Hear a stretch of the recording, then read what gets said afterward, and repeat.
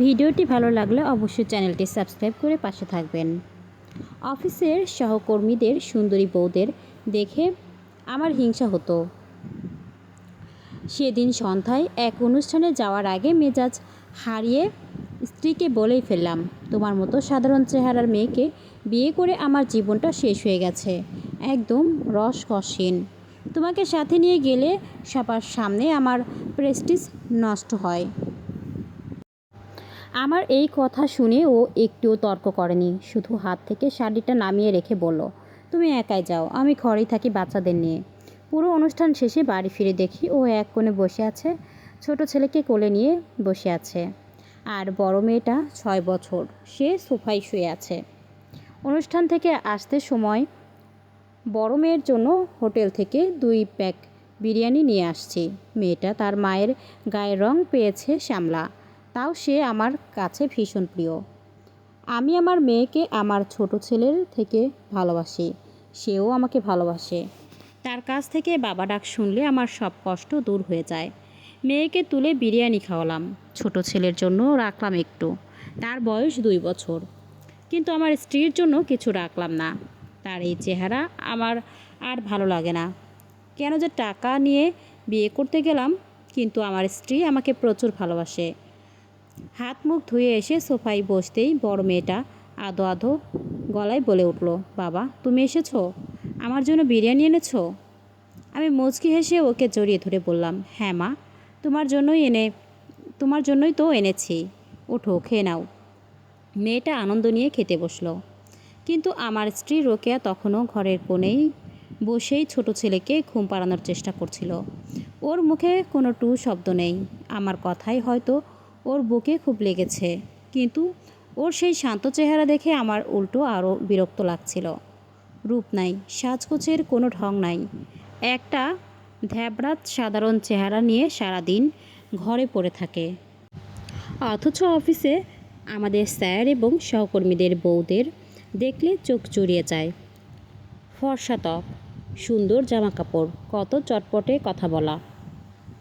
তাদের পাশে আমার এই স্ত্রী যেন একদম বেমানান। বিয়ের সময় ওর বাবার বাড়ি থেকে বেশ কিছু টাকা আর গয়না দিয়েছিল বলে লোভে পড়ে বিয়েটা করেছিলাম। তখন ভেবেছিলাম টাকা থাকলে সব হবে, কিন্তু এখন বুঝি একটা সুন্দরী বউ পাশে না থাকলে পুরুষের সমাজে মাথা উঁচু করে দাঁড়ানো যায় না। খাওয়া শেষ করে মেয়েটা আমার কোল ঘেঁষে ঘুমিয়ে পড়ল। আমি ওকে বিছানায় শুয়ে দিলাম। রোকেয়া তখনও ছেলেটাকে কোলে নিয়ে চুপচাপ বসে আছে। আমি ঘরে গিয়ে ঘড়ির দিকে তাকালাম, রাত তখন প্রায় 11:30। রান্নাঘর সম্পূর্ণ অন্ধকার, চুলাও ধরানো হয়নি বোঝা যাচ্ছে। রাগটা আবার মাথায় চড়ে বসলো। আমি গলার আওয়াজ একটু চড়িয়ে বললাম, কি ব্যাপার, রাতে খাবার কিছু রান্না করনি? আমি হোটেল থেকে এনেছি ঠিক আছে, কিন্তু তোমার তো নিজস্ব দায়িত্ব বলতে কিছু থাকা দরকার। শুধু কোণে বসে থাকলে তো সংসার চলে না। রোকেয়া আস্তে করে মাথা তুলে আমার দিকে তাকালো। ওর চোখে জল ছিল কি না অন্ধকারে ঠিক বোঝা গেল না। ও খুব নিচু গলায় বলল, দুপুরে যা ছিল তাতেই হয়ে যেত।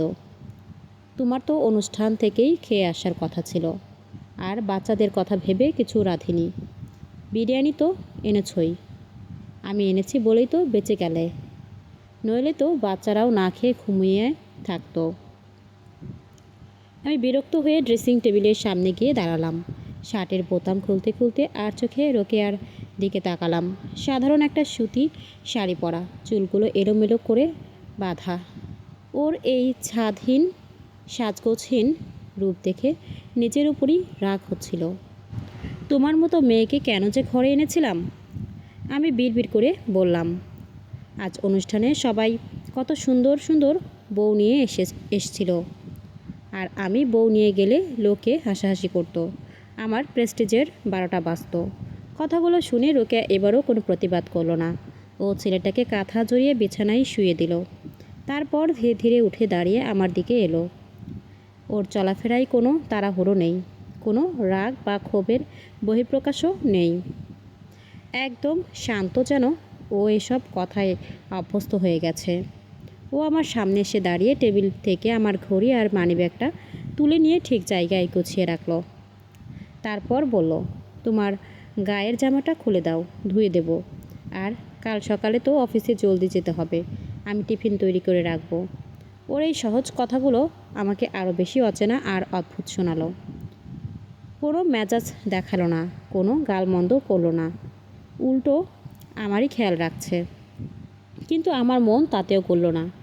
মনে হচ্ছিল এই ভালোবাসা আর যত্ন সবই তো সাধারণ, কিন্তু সুন্দর চেহারা কই? একটা পুরুষের মন ভরাতে গেলে যে রূপের প্রয়োজন, তা তো ওর মধ্যে বিন্দুমাত্র নেই। আমি বিছানায় গিয়ে গা এলিয়ে দিলাম। রোকেয়া লাইটটা নিভিয়ে দিয়ে ঘরের কোণে ফ্যানের নিচে নিজের জন্য একটা পাতলা কাঁথা পাতল। ও সবসময় মেঝে শুতেই পছন্দ করে, বিশেষ করে যখন আমি রাগ করে থাকি। অন্ধকারে সিলিংয়ের দিকে তাকিয়ে আমি ভাবতে লাগলাম আমার জীবনের কথা। চাকরি করি, মোটামুটি ভালোই মাইনে পাই, তবে চাকরিটা রোকেয়ার বাবার টাকা দিয়ে নিয়েছিলাম। কিন্তু বাড়ি ফিরলেই একটা বিষণ্ণতা আমাকে চেপে ধরে। আমার সব সহকর্মীরা বউ নিয়ে উইকএন্ডে ঘুরতে যায়, ছবি তোলে, সোশ্যাল মিডিয়ায় পোস্ট করে, আর আমি রোকেয়াকে নিয়ে কোথাও যেতেও আমার লজ্জা করে। লোকে হয়তো ভাববে আমি টাকার লোভে একটা কালোর রূপহীন মেয়েকে ঘরে এনেছি। কথাটা সত্যি হলেও শুনতে তো ভালো লাগে না। হঠাৎ অন্ধকারের মধ্যে রোকেয়ার আস্তে করে শ্বাস ফেলার শব্দ শুনলাম। ও হয়তো ঘুমানোর চেষ্টা করছে, কিংবা চুপচাপ কাঁদছে। আমার মনের এক কোণে সামান্য অপরাধবোধ উকি মারলেও পরক্ষণে অহংকার আর হিংসা সেটাকে চাপিয়ে দিল। আমার মতো পুরুষের পাশে একটা রূপসী মেয়েই মানায়, এই রোকেয়া নয়। সকাল 8টা বাজে। রোকেয়া যথারীতি খুব ভোরে উঠে সব রান্নাবান্না শেষ করে আমার জন্য টিফিন গুছিয়ে রেখেছে। টেবিলে এসে বসতেই ও এক গ্লাস পানি আর একটা প্লেটে নাস্তা এনে সামনে দিল। প্রতিদিনের মতো আজও আমি ওর দিকে চোখ তুলে তাকালাম না। একদম দায়সারাভাবে নাস্তা শেষ করে জামাটা গায়ে গলিয়ে নিলাম। আসলে আমার ওর প্রতি একটা রাগ কাজ করে। যখন শরীরের খুব ক্ষুধা থাকে, একটা মেয়েকে কাছে পাওয়ার ইচ্ছে হয়, তখন এই রোকেয়াকেই অন্ধকারের মধ্যে ওকে কাছে টেনে নিই। কাজ মিটে গেলে আবার আগের মতো দূরে ঠেলে দিই। আমার মেজাজ গরম থাকলেও ও এসে রাতে মেঝেই শুয়ে থাকে। আমি একবারও বলি না যে বিছানায় এসে শোও। ও যেন আমার কাছে শুধু একটা প্রয়োজন, এর বেশি কিছু না। আজ সকালে হঠাৎ মনে হলো আমার এই সংসারের প্রতি বিন্দুমাত্র আকর্ষণ নাই, কেবল দুটি বাচ্চার মুখের দিকে তাকিয়ে টিকে আছি। বিশেষ করে আমার 6 বছরের মেয়েটার দিকে তাকাই। ও যদি না থাকতো, আর ওই 2 বছরের ছেলেটা যদি না থাকতো, আমি হয়তো রোকেয়াকে ছেড়ে এই বাড়ি থেকে কোনো একদিন উধাও হয়ে যেতাম। দূরে কোথাও গিয়ে একদম নতুন করে জীবনটা শুরু করতাম। কিন্তু মেয়েটার একটা বাবা ডাক শুনলে বুকের ভেতর কেমন যেন করে ওঠে। তাই ইচ্ছা থাকলেও কোনো দিন পালিয়ে যেতে পারি না। অফিসে যাওয়ার সময় রোকেয়া হঠাৎ দরজার কাছে এসে খুব সাবধানে বলল, আজকে কিন্তু বাবা আসবে, দুপুরে খাওয়া দাওয়া আমাদের এখানেই করবেন। কথাটা শুনেই মেজাজটা গরম হয়ে গেল, তবে মুখ ফুটে কিছু বললাম না। 3-4 মাস পর পরই আমার শ্বশুর মশাই আমাদের বাসায় আসেন। ধনী মানুষ, মেয়ে বলতে ওই একটাই, তাই যখনই আসেন হাত ভর্তি করে দামি দামি ফলমূল, বাচ্চাদের জন্য নানা রকমের পোশাক আর আমার জন্য ব্র্যান্ডের ঘড়ি বা জামা নিয়ে আসেন। কিন্তু আমার সবচেয়ে বড় জ্বালা হলো শ্বশুর বাসায় আসলে আমাকে রোকেয়ার সাথে প্রচুর ভালোবাসার অভিনয় করতে হয়। মুখের মধ্যে হাসি ফুটিয়ে রাখতে হয়, যেন আমি রোকেয়াকে মাথায় করে রেখেছি। না করে উপায়ও নেই। আজকের এই শহরের বুকে দাঁড়িয়ে যে চাকরিটা আমি করছি, সেটা সম্পূর্ণ আমার শ্বশুরের টাকায় পাওয়া। বিয়েতে পাওয়া টাকা আর ওনার পা চেটে সুপারিশ না পেলে আজ হয়তো আমি গ্রামের কাদা পানিতে পড়ে থাকতাম, না হয় মধ্যপ্রাচ্যের কোনো দেশে গিয়ে প্রবাস খাটতাম। আমার এই তথাকথিত প্রেস্টিজ পুরোটাই ওনার দয়ায় তৈরি। সবচেয়ে অবাক লাগে রোকেয়ার আচরণ দেখে। আমি ওর সঙ্গে এত খারাপ ব্যবহার করি, অথচ আজ পর্যন্ত ও ওর বাবার কাছে আমার নামে একটা ছোট অভিযোগও করেনি। শ্বশুরমশাই যখনই জিজ্ঞেস করেন, মা, শাহেদ তোর খেয়াল রাখে তো, রোকেয়া তখন আমার দিকে তাকিয়ে একটা হালকা হাসি দিয়ে বলে, হ্যাঁ বাবা, তোমার জামাই আমার অনেক খেয়াল রাখে। আজ পর্যন্ত আমার একটা কথার ওপর ও উচ্চবাচে কথা বলেনি। দিনের পর দিন আমি ওকে অসম্মান করে যাচ্ছি, অবহেলা করছি, তাও নিচু মুখে আমার সব সেবা করে যাচ্ছে। অফিস থেকে দুপুরবেলা ছুটি নিয়ে বাসায় ফিরলাম, কারণ শ্বশুর এসেছেন। আমাকে তো আদর্শ জামাইয়ের রূপ ধারণ করতেই হবে। বাসায় ঢুকে দেখি শ্বশুরমশাই বসে আছেন, কোলে আমার ছোট ছেলেটা, আর রোকেয়া রান্নাঘর থেকে বড় ট্রেতে করে নানান পদের নাস্তা নিয়ে আসছে। আমাকে দেখেই শ্বশুরমশাই হেসে উঠলেন, এসো শাহেদ এসো, তোমার কথা জিজ্ঞেস করছিলাম। রোকেয়া বলছিল তুমি নাকি ইদানিং কাজের খুব চাপে আছো। আমি মুখে একটা কৃত্রিম হাসি ফুটিয়ে বললাম, হ্যাঁ বাবা, একটু কাজের চাপ যাচ্ছে, তবে আপনি আসবেন শুনে চলে এলাম। কেমন আছেন? আমি ভালো আছি, কিন্তু তুমি তো রোকেয়ার শরীরটার দিকে খেয়াল রাখছো না। মেয়েটা কেমন দিন দিন শুকিয়ে যাচ্ছে। শ্বশুরমশাই কথাটা বলতেই আমার বুকের ভেতর কেমন করে উঠল। আমি রোকেয়ার দিকে তাকালাম। ও চোখ নিচু করে প্লেটগুলো টেবিলে সাজাচ্ছিল। আমি নাটক করার জন্য ওর কাছে এগিয়ে গিয়ে ওর কাঁধে হাত রাখলাম। খুব মায়া দেখিয়ে বললাম, আমি তো কত বলি একটু নিজের যত্ন নাও, খাওয়া দাওয়া করো, কিন্তু ও কি আমার কথা শোনে বাবা? সারাদিন শুধু আপনার নাতনি আর নাতিকে নিয়ে পড়ে থাকে। আমার হাতের ছোঁয়ায় রোকেয়া একটু কেঁপে উঠল। ও আমার দিকে তাকালো, কিন্তু ওর চোখে কোনো আলো ছিল না। একদম শান্ত, একজোড়া বিষণ্ণ চোখ। ও খুব আস্তে বলল, তুমি গিয়ে হাত মুখ ধুয়ে এসো, খাবার বেড়ে দিচ্ছি। দুপুরের খাবার টেবিলে বসে শ্বশুরমশাই নানা পদের মাছ আর মাংসের প্রশংসা করতে লাগলেন। রোকেয়া কিন্তু তোমার পছন্দের ইলিশ মাছটা নিজে দাঁড়িয়ে রান্না করেছে শাহেদ। ও বলছিল তুমি নাকি কয়েকদিন ধরে ইলিশ খেতে চাইছো। আমি একটা লোকমা মুখে তুলে নিয়ে মনে মনে ভাবলাম, আসলে তো কাল রাতে কথায় কথায় বলেছিলাম রান্নাঘরে কিছু নাই, আর ও আজই আমার জন্য এগুলো সব ব্যবস্থা করেছে।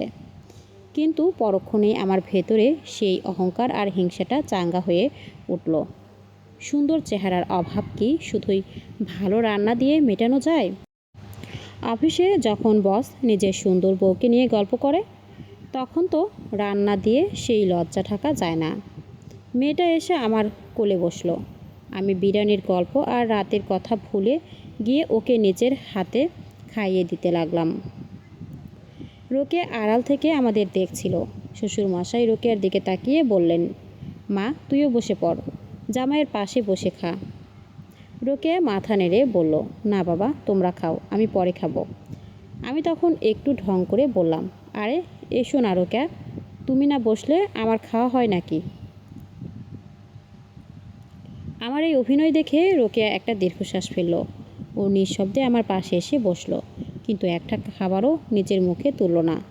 কেবল আমাকে আর ওর বাবাকে পরিবেশন করে যেতে লাগলো। বিকেলে শ্বশুরমশাই চলে যাওয়ার জন্য প্রস্তুত হলেন। উনি আমার হাতে একটা খাম ধরিয়ে দিয়ে বললেন, শাহেদ, এই সামান্য কিছু টাকা রাখো, সামনে বাচ্চাদের স্কুলের ফিস আছে, আর রোকেয়ার জন্য কয়েকটা ভালো শাড়ি কিনে দিও। ও তো নিজের জন্য কিছুই কিনতে চায় না।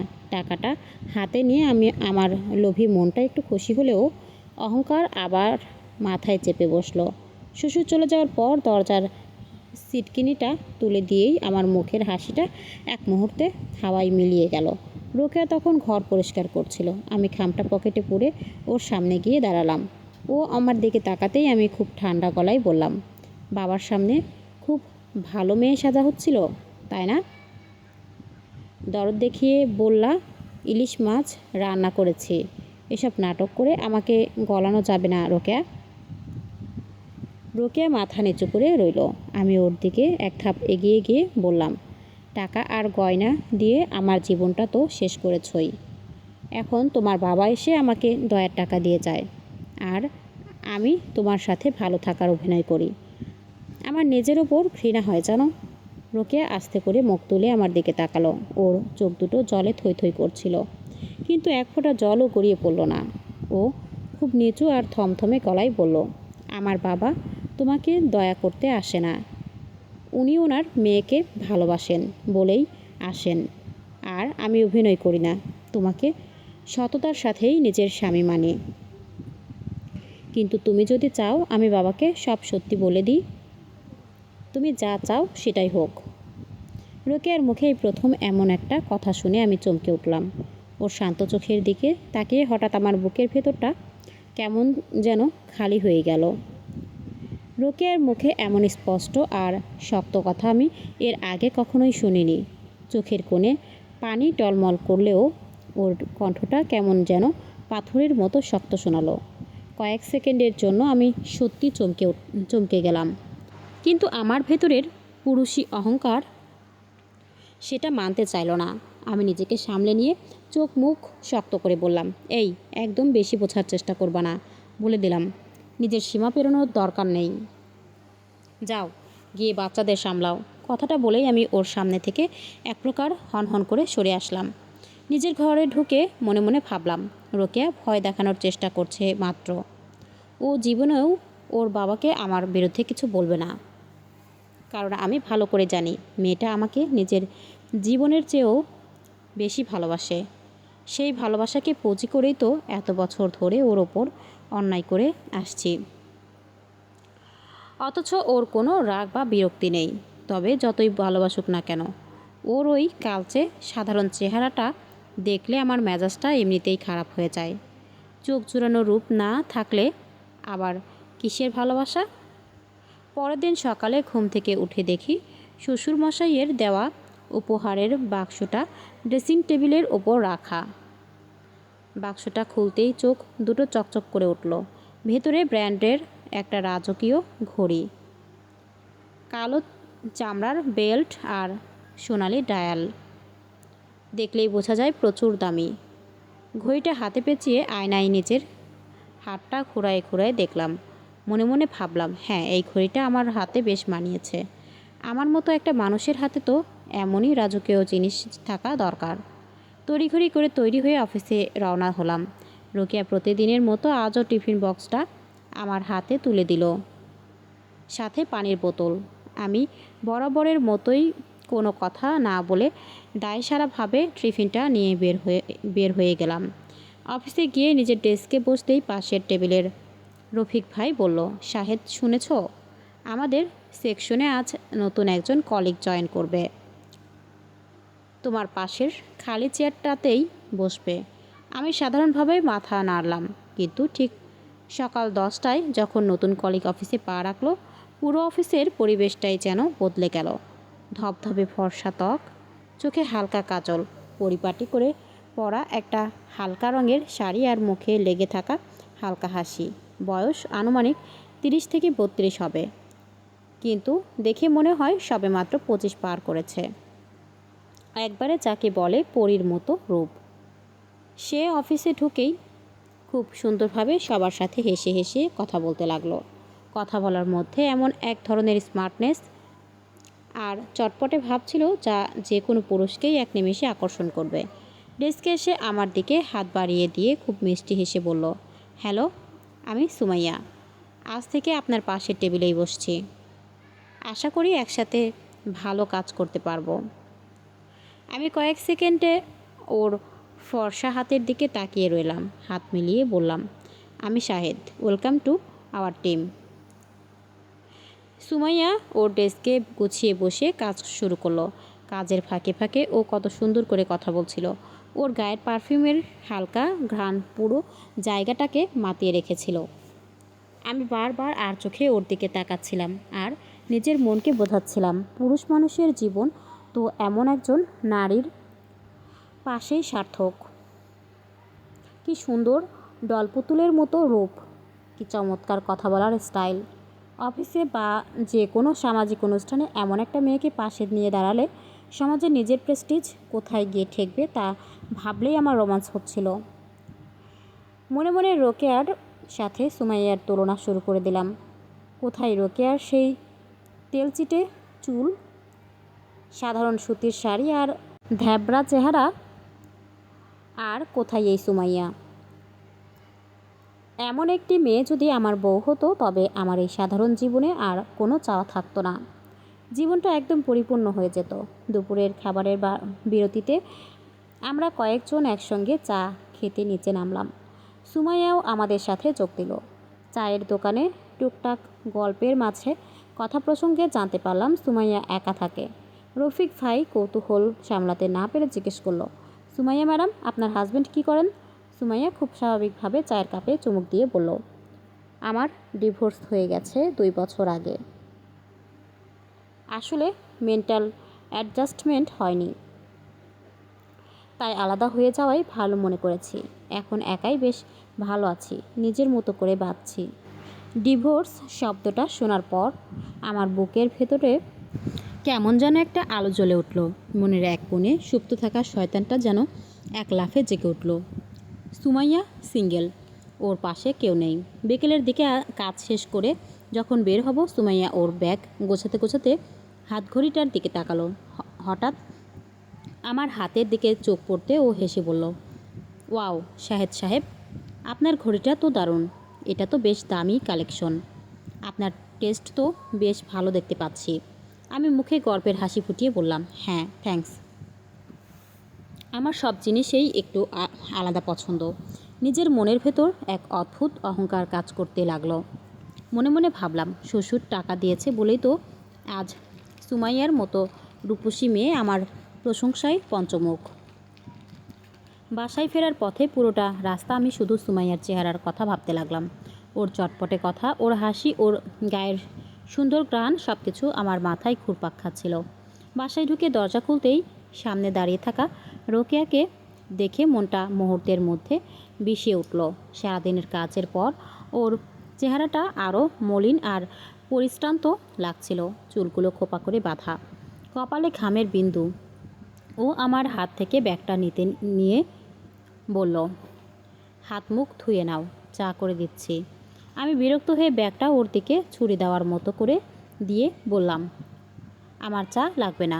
তোমার এই ঘামে ভেজা চেহারা নিয়ে আমার সামনে ঘুরঘুর করো না তো, দেখতেও ভালো লাগে না। রোকেয়া কিছু বলল না, শুধু ব্যাগটা নিয়ে নিঃশব্দে টেবিলের ওপর রাখল। রান্নাঘর থেকে আমার 6 বছরের মেয়েটা দৌড়ে এসে আমার পা জড়িয়ে ধরল। বাবা, আজ আমার জন্য কী এনেছো? মেয়েকে দেখে আমার সব বিরক্তি এক মুহূর্তে গায়েব হয়ে গেল। আমি ওকে কোলে তুলে নিয়ে গালে চুমু দিয়ে বললাম, আজ তো কিছু আনতে পারিনি মা, কাল তোমার জন্য অনেক মজার জিনিস নিয়ে আসবো। পরের দিন সকাল থেকেই আমার যেন অফিসে যাওয়ার তর সইছিল না। রোকেয়া যখন টিফিন গুছিয়ে দিচ্ছিল, আমি ওর দিকে একবারও না তাকিয়ে দ্রুত তৈরি হয়ে নিলাম। শ্বশুরের দেওয়া দামি ঘড়িটা হাতে বেঁধে একদম পরিপাটি হয়ে অফিসে ছুটলাম। উদ্দেশ্য একটাই, সুমাইয়ার সামনে নিজেকে একজন পারফেক্ট স্মার্ট পুরুষ হিসেবে তুলে ধরা। অফিসে গিয়ে সুমাইয়ার সাথে খুব হেসে হেসে কথা বলতে লাগলাম। কাজের বাহানায় ওর কাছাকাছি যাওয়ার চেষ্টা করতে লাগলাম। সুমাইয়াও খুব সহজভাবে আমার সাথে মিশছিল। ও হয়তো ভাবছিল আমি একজন ভালো কলিগ আর হেল্পফুল বন্ধু, কিন্তু আমার মনের ভেতরে তখন অন্য সমীকরণ চলছিল। দুপুরের খাবারের সময় সুমাইয়া ওর টিফিন বক্স খুলল। খুব সাধারণ স্যান্ডউইচ এনেছিল। আমি নিজের টিফিন বক্সটা খুলে একটু ঢং করে বললাম, আমার বউ তো রোজ রোজ এই একঘেয়ে খাবার বেঁধে দেয়, একদম রুচি হয় না। সুমাইয়া হেসে বলল, কেন? ভাবি তো কষ্ট করে আপনার জন্য টিফিন বানিয়ে দেয়, খাওয়া উচিত। আমি নিঃশ্বাস ফেলে বললাম, কী যে বলেন সুমাইয়া, কিছু মানুষ থাকে না যাদের কোনো রুচি নাই, ঢং নাই, খালি দায়সারাভাবে সংসার টেনে নিয়ে যায়। আমার জীবনটাও ঠিক তেমনই হয়ে গেছে। আমার এই করুণ সুর শুনে সুমাইয়া একটু মায়ার চোখে আমার দিকে তাকালো। ঠিক সেই সুযোগটাই আমি চাইছিলাম। রূপসী এই মেয়েটার সহানুভূতি আদায় করে ওর হৃদয়ে একটু একটু করে জায়গা করে নেওয়াটাই এখন আমার আসল লক্ষ্য হয়ে দাঁড়িয়েছিল। বাসায় ফিরে যে স্ত্রী আমার সেবা করে যাচ্ছে, যার বাপের টাকায় আমি আজকে এই ভালো চাকরি আর দামি ঘড়ি পরে ঘুরে বেড়াচ্ছি, তাকে অপমান করে, অবহেলা করে একপাশে সরিয়ে রেখে আমি এক নতুন স্বপ্নের পেছনে ছুটতে শুরু করলাম। অফিসে দিনগুলো এখন আমার একদম অন্যরকম কাটছে সুমাইয়ার সাথে। প্রতিদিন কথা বলতে বলতে মাত্র কয়েকদিনের মধ্যেই আমাদের মধ্যে বেশ চমৎকার একটা বন্ধুত্বের সম্পর্ক গড়ে উঠল। কাজের ফাঁকে ফাঁকে চা খাওয়া, গল্প করা, এমনকি ছুটির পর একসাথে নিচে নেমে কিছুক্ষণ দাঁড়িয়ে কথা বলা, এসব এখন আমাদের প্রতিদিনের অভ্যাস হয়ে দাঁড়িয়েছে। পরদিন বিকেলে অফিস শেষ করে যখন ব্যাগটা গুছিয়ে নিচ্ছি, তখন সুমাইয়া আমার ডেস্কে এসে দাঁড়ালো। ওর হাতে লাল ফিতা দিয়ে পেঁচানো সুন্দর একটা ছোট গিফট বক্স। ও খুব মিষ্টি একটা হাসি দিয়ে বক্সটা আমার দিকে বাড়িয়ে দিয়ে বলল, শাহেদ সাহেব, এটা আপনার জন্য। এতদিন ধরে আপনি আমাকে কাজের ক্ষেত্রে কত হেল্প করছেন, সেটার জন্য একটা ছোট থ্যাঙ্কস। আমাদের এই নতুন বন্ধুত্বের একটা উপহার বলতে পারেন। আমি অবাক হয়ে উপহারটা হাতে নিলাম। কভারটা খুলতেই দেখি ভেতরে খুব নামি এক ব্র্যান্ডের পুরুষের পারফিউম। শিশিটা হাতে নিতেই সুমাইয়া বলল, কাল থেকে কিন্তু এটা মেখেই অফিসে আসবেন, আমার পছন্দ করা সুবাস। উপহারটা পকেটে পুরে বাসায় ফেরার পথে আমার মনে এক অদ্ভুত উত্তেজনা কাজ করতে লাগলো। মনের ভেতর শয়তানটা বারবার উকি দিয়ে বলতে লাগলো, সুমাইয়া নিশ্চিত আমাকে পছন্দ করে। একটা ডিভোর্সি মেয়ে এমনি এমনি কোনো পুরুষকে এত দামি উপহার দেয় না। ও নিশ্চয়ই আমার দিকে আকৃষ্ট হচ্ছে। আর সুমাইয়ার মন একেবারে জিতে নিতে হলে আমাকেও ওকে একটা বড় কিছু উপহার দিতে হবে। আমাকে প্রমাণ করতেই হবে যে আমি সাধারণ কোনো পুরুষ নই। টাকা পয়সার কোনো অভাব আমার নেই, কিন্তু বাসায় ফিরে পকেট চেক করতেই আমার সব উৎসাহে কিছুটা ভাটা পড়ল। মাসের শেষের দিক, পকেটে হাতে গোনা মাত্র কয়েকটা টাকা অবশিষ্ট আছে। এই সামান্য টাকা দিয়ে সুমাইয়ার মতো রূপসী আর আধুনিক মেয়েকে মানায় এমন কোনো উপহার কেনা অসম্ভব। কিভাবে টাকা জোগাড় করা যায় তাই নিয়ে যখন চিন্তায় মাথা গরম হচ্ছিল, ঠিক তখনই আমার রোকেয়ার কথা মনে পড়ল। রোকেয়ার বাবা প্রতিবার যখনই আমাদের বাসায় আসেন, জামাই হিসেবে আমাকে তো উপহার দেয়নি, সেই সাথে রোকেয়ার হাতেও মোটা অঙ্কের টাকা গুঁজে দিয়ে যান। এত বছর ধরে রোকেয়া সেই টাকাগুলো অলক্ষ্যে জমিয়ে রেখেছে, যা আমি খুব ভালো করে জানি। আমি আর এক মুহূর্ত দেরি না করে ড্রয়িং রুমে গিয়ে বসলাম। রোকেয়া তখন রান্নাঘরের কাজ শেষ করে বাচ্চাদের কাপড় গোছাচ্ছিল। আমি গলার স্বরটা একদম নিচু করে, মুখে একটু সংকোচ আর লজ্জা লজ্জা ভাব ফুটিয়ে তুলে ওকে ডাক দিলাম, রোকেয়া একটু শুনে যাও তো। রোকেয়া হাতের কাজ ফেলে আমার সামনে এসে দাঁড়ালো। ও একটু অবাক চোখেই তাকালো, কারণ আমি সচরাচর এত নরম গলায় ওর সাথে কথা বলি না। আমি মাথা নিচু করে একটু ইতস্তত করার নাটক করে বললাম, আসলে কিভাবে যে কথাটা তোমাকে বলি, মানে মাসের তো শেষ সময়, অফিসে হঠাৎ একটা জরুরি দরকার পড়ে গেছে, কিন্তু আমার হাতে একদম টাকা নেই, খুব বিপদে পড়ে গেছি। কথাটা শোনা মাত্রই রোকেয়ার চেহারায় যেন এক চিলতে স্বস্তির হাসি ফুটে উঠল। ও এক মুহূর্ত চিন্তা না করে খুব স্বাভাবিক গলায় বলল, আহা, তোমার কাছে টাকা নেই, এতে এত সংকোচ করার কি আছে? আর এই কথাটা বলতে তোমাকে এত দ্বিধা করতে হবে কেন? আমরা তো একই সংসারের মানুষ। তুমি একটু বসো, আমি ব্যবস্থা করছি। রোকেয়া দ্রুত ভেতরের ঘরে চলে গেল। একটু পর আলমারি খুলে নিজের সুতি শাড়ির ভাঁজ থেকে এক তারা নোট বের করে এনে আমার হাতে দিল। টাকাগুলো গুনতেই দেখি পুরো 15,000 টাকা। টাকাটা আমার হাতে দিয়ে ও মৃদু হেসে বলল, এই টাকাটা বাবাই আমাকে দিয়েছিলেন। আমার তো তেমন কোনো কাজে লাগে না, ঘরেই রাখা ছিল। এই 15,000 টাকায় কি তোমার কাজটা আপাতত চলবে? আমার চোখ দুটি খুশিতে চকচক করে উঠল। মুখে অবশ্য সেই ভাবনা প্রকাশ পেতে দিলাম না। আমি দায়সারা একটা হাসি দিয়ে বললাম, হবে না আবার? খুব হবে। তুমি সত্যি আজকে আমার খুব বড় একটা উপকার করলে রোকেয়া। রোকেয়া আর কিছু বলল না, শুধু একটা শান্ত দৃষ্টিতে আমার দিকে তাকালো। আমি মনে মনে তখন সুমাইয়ার হাসি মুখটা কল্পনায় ভাসিয়ে নিয়ে নাস্তা শেষ করলাম। পরদিন সকালে ঘুম থেকে উঠে সুমাইয়ার দেওয়া সেই পারফিউমটা গায়ে মেখে একদম রাজার হালে অফিসে রওনা হলাম। রোকেয়ার দেওয়া টাকাগুলো আমার পকেটে যেন এক অদ্ভুত এক ধরনের অদ্ভুত অহংকার তৈরি করেছিল। অফিসে গিয়ে সুমাইয়ার ডেস্কে গিয়ে দাঁড়ালাম। পারফিউমের সুবাস পেয়ে সুমাইয়া মুখ তুলে হেসে বলল, বা, সুবাসটা তো আপনাকে দারুণ মানিয়েছে শাহেদ সাহেব। আমি একটু হেসে নিচু গলায় বললাম, ধন্যবাদ। আচ্ছা সুমাইয়া, আজ বিকেলে অফিস শেষে কি আমার সাথে একটু শপিংয়ে যেতে পারবে? মানে, তোমার পছন্দ খুব ভালো, তাই ভাবলাম আমার একটা ছোট শপিংয়ে তোমার সাহায্য নিই। সুমাইয়া এক মুহূর্ত ভাবল না, একদম চটপটে ভঙ্গিতে রাজি হয়ে গেল। আরে অফকোর্স, কেন যাব না, চলুন আজ একসাথে শপিং করব। বিকেল 4টায় অফিস ছুটি হতেই আমি আর সুমাইয়া শহরের সবচেয়ে বড় আর দামি শপিং মলগুলোর একটিতে গিয়ে ঢুকলাম। জাঁকজমকপূর্ণ আলো আর আধুনিক আবহাওয়ায় সুমাইয়াকে একদম সেই রাজপ্রাসাদের রানীর মতো লাগছিল। আমরা একটা নামি শাড়ির শোরুমে ঢুকলাম। আমি সেলসম্যানকে ডেকে বললাম, আপনাদের শোরুমের সবচেয়ে সুন্দর ক্যাটালগের শাড়িগুলো দেখান তো। সেলসম্যান একে একে অনেকগুলো জমকালো শাড়ি মেলে ধরল। সুমাইয়া মুগ্ধ চোখে শাড়িগুলো দেখছিল। ও একটা গাঢ় নীল রঙের সিল্কের শাড়ির উপর হাত রেখে বলল, উফ শাহেদ সাহেব, এই শাড়িটা দেখেছেন? কি দারুণ ডিজাইন! যে কোনো নারীর সৌন্দর্য এক ধাক্কায় 1000 গুণ বাড়িয়ে দেবে এটা। আমি আর দ্বিতীয়বার ভাবলাম না। পকেট থেকে রোকেয়ার জমিয়ে রাখা সেই টাকার বান্ডিল বের করে ক্যাশ কাউন্টারে এগিয়ে দিলাম। শাড়িটার দাম পড়ল 12,000 টাকা।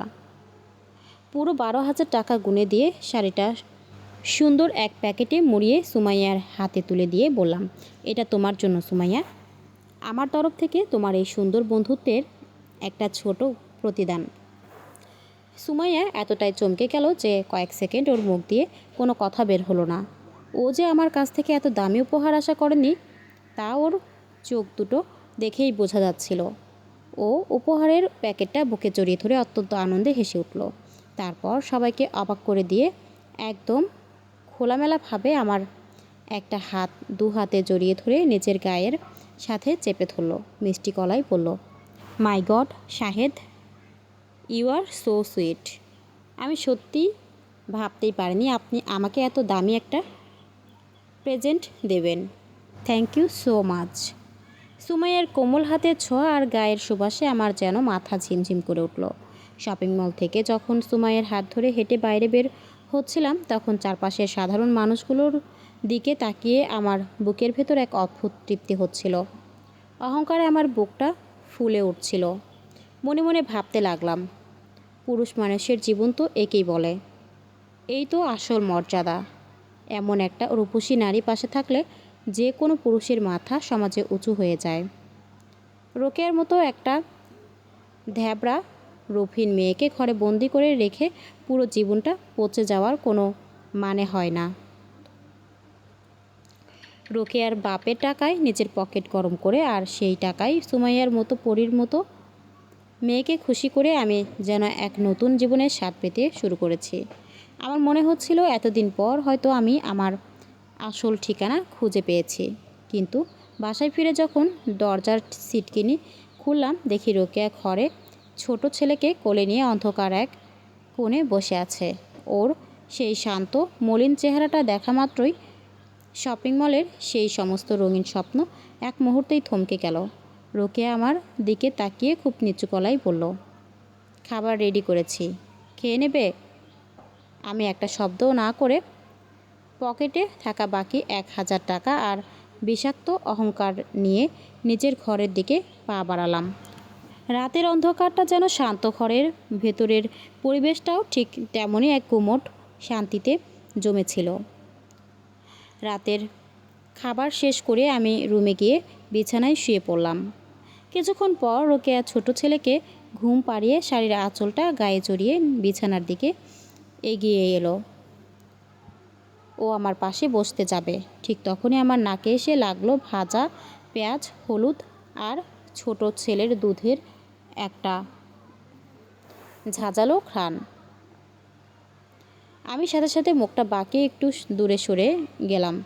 বেশ শক্ত গলায় বললাম, একটু দূরে গিয়ে বসতে পারো না? তোমার শরীর থেকে রান্নার তেল মশলা আর দুধের গন্ধ আসছে। সারাদিন কিভাবে যে এমন নোংরা হয়ে থাকো, একটু দূরে সরে শো, আমার গন্ধ সহ্য হচ্ছে না। আমার মুখের উপর এই নির্দয় কথাগুলো শুনে রোকেয়া এক মুহূর্তের জন্য থমকে দাঁড়িয়ে রইল। ওর মুখে কোনো উত্তর ছিল না, প্রতিবাদ করার চেষ্টাটুকুও ও করল না। শুধু নিঃশব্দে বিছানা থেকে উঠে গিয়ে ঘুমন্ত ছেলেটাকে কোলে তুলে নিল। তারপর ধীর পায়ে এগিয়ে গিয়ে রুমের ছোট সোফাটার ওপর গুটিসুটি মেরে শুয়ে পড়ল। সোফায় ওকে ওভাবে শুতে দেখে আমার মনের ভেতর কোনো অপরাধবোধ জাগলো না। আমি মনে মনে ভাবলাম, যার নিজের রূপ বা রুচির কোনো খেয়াল নেই, সে এভাবেই থাকার যোগ্য।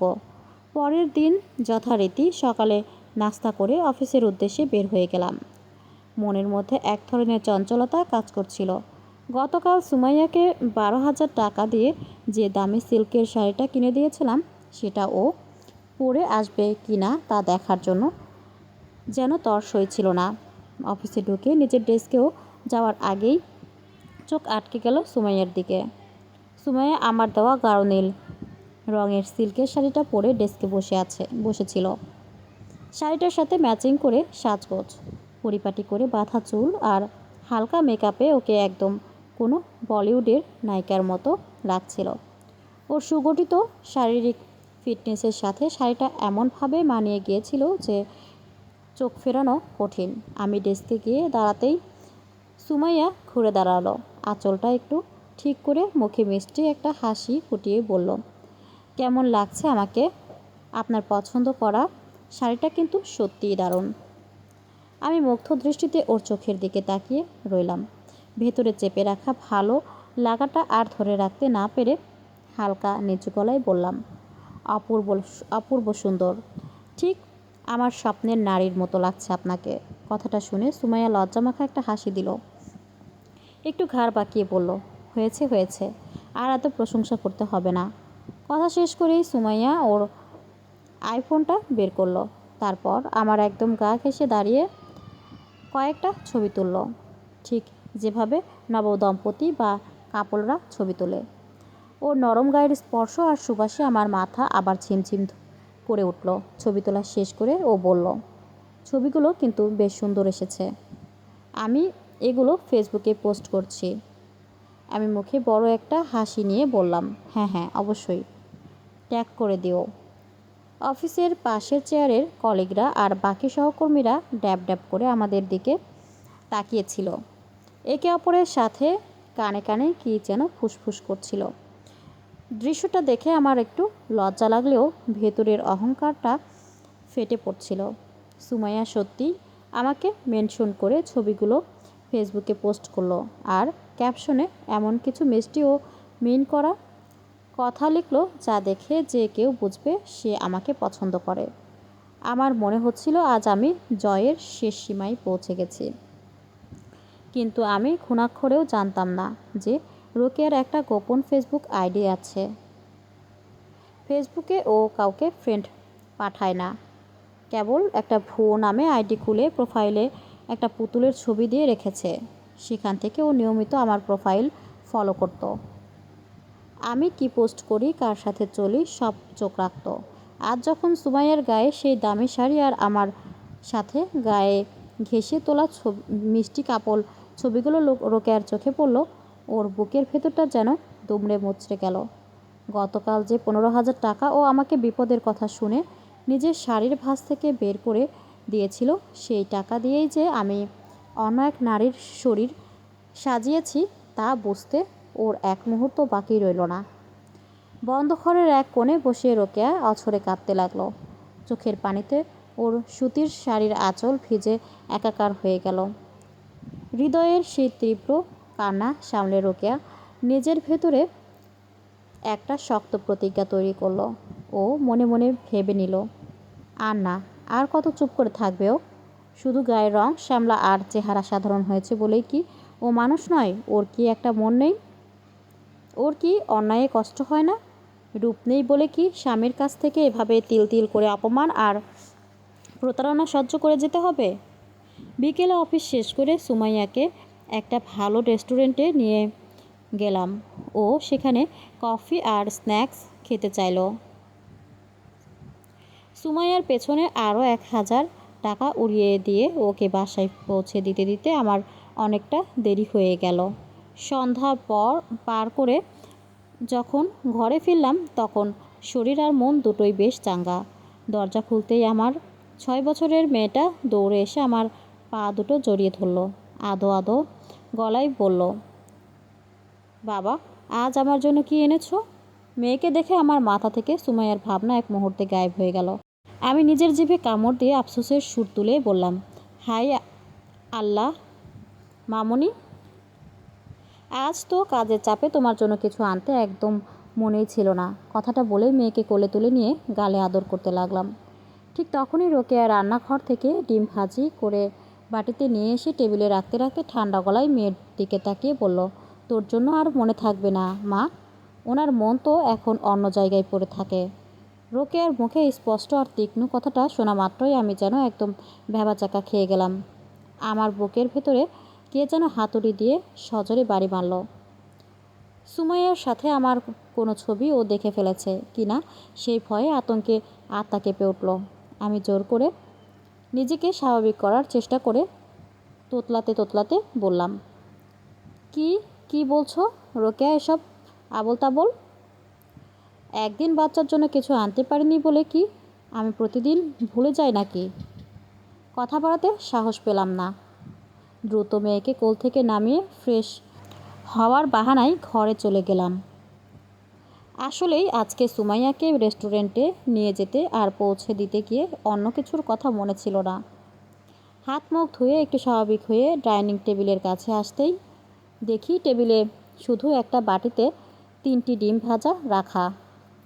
রোকেয়া টেবিলের পাশে এসে দাঁড়িয়ে শান্ত গলায় বলল, তুমি তো বাইরে থেকে পেট ভরে খেয়ে এসেছো, আর তো খাবে না নিশ্চয়ই, তাই আমাদের 3 জনের জন্য শুধু 3টা ডিম ভাজি করেছি। রোকেয়ার কথা শুনে আমি আজকে চরম অবাক হয়ে গেলাম।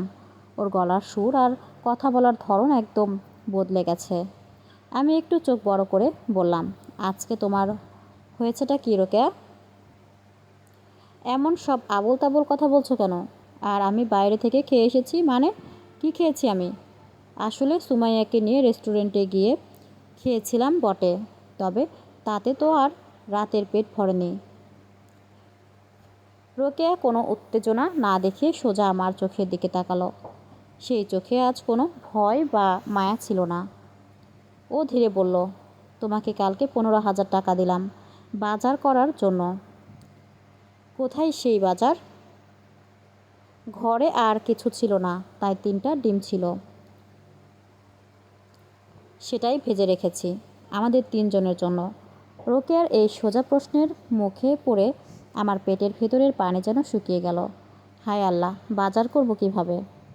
গতকাল শপিং মলে সুমাইয়াকে 12,000 টাকার শাড়ি কিনে দিয়েছি, আর আজকে সুমাইয়ার পেছনে রেস্টুরেন্টে 1,000 টাকা উড়িয়েছি।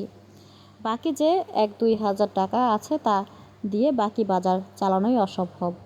বাজার করার মতো টাকা তো আমার পকেটে আর অবশিষ্ট নেই। আমি কিছু বলার আগেই রোকেয়া ঠান্ডা গলায় বলল, আমি সকালে বাজারের একটা বড় লিস্ট করে রাখব। কাল সকালে অফিসে যাওয়ার আগেই আমাকে সব জিনিস এনে দিবা। আর টাকা তো তোমাকেই দিয়েছি, তাই বাজার করতে কোনো সমস্যা হওয়ার কথা না। কথাটা বলেই রোকেয়া ঘুরে ঘরের দিকে চলে গেল। আমি ডাইনিং টেবিলের চেয়ারে এক প্রকার থপ করে বসে পড়লাম। মাথাটা একদম কাজ করা বন্ধ করে দিল। পকেটে টাকা নেই, ঘরে বাজার নেই, আর ওদিকে রোকেয়াও যেন কেমন এক অচেনা রূপ ধারণ করেছে। পকেটের ফাঁকা অবস্থা আর রোকেয়ার এই নতুন চেহারার সামনে দাঁড়িয়ে আমার অহংকারী মাথাটা এক নিমেষে শূন্য হয়ে গেল। ভিডিওটি ভালো লাগলে অবশ্যই লাইক, কমেন্ট, শেয়ার এবং সাবস্ক্রাইব করে পাশে থাকবেন। ধন্যবাদ।